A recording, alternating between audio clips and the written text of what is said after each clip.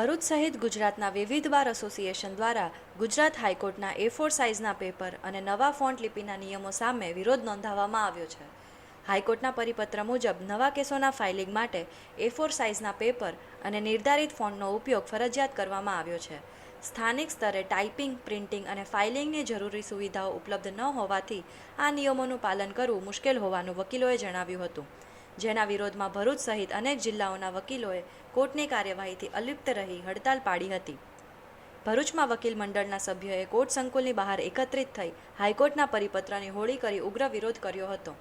વકીલોએ માંગ કરી હતી કે જ્યાં સુધી આ પરિપત્ર ખેંચવામાં નહીં આવે ત્યાં સુધી તેમનો વિરોધ યથાવત રહેશે।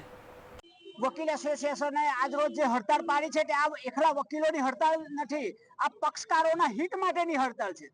નામદાર ગુજરાત હાઈકોર્ટે એક નોટિફિકેશન બહાર પાડીને એવું જણાવ્યું છે કે દરેક કોર્ટમાં જે કઈ અરજી દાખલ કરો તે A4 સાઇઝમાં કરવાની, હાઈકોર્ટે જે નક્કી કરેલા ફોન છે એમાં કરવાની ને દરેક અરજી પ્રિન્ટેડ આપવાની।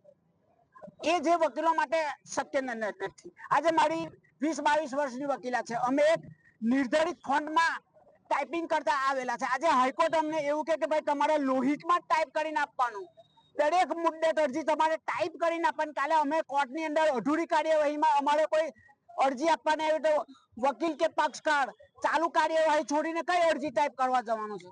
એટલે અમારી આ હડતાલ નામદાર હાઈકોર્ટ ને એટલા માટે છે કે પ્લીડિંગ તો ઠીક છે, પણ જે અરજી છે ચાલુમાં જેને કોઈને જામીન આપવાના હોય તે બધા કાગળ છે, એટલે અમુક કાર્યવાહીમાંથી વકીલોને મુક્ત કરવામાં આવે, આ નોટિફિકેશનમાં સુધારો કરવામાં આવે ને જો આની અંદર સુધારો કરવામાં આવશે તો વકીલો કરતા પક્ષકારોને આમાં બહુ મોટો ફાયદો થાય એમ છે। આ અમારી હડતાળ પક્ષકારોના હિત માટેની હડતાળ છે।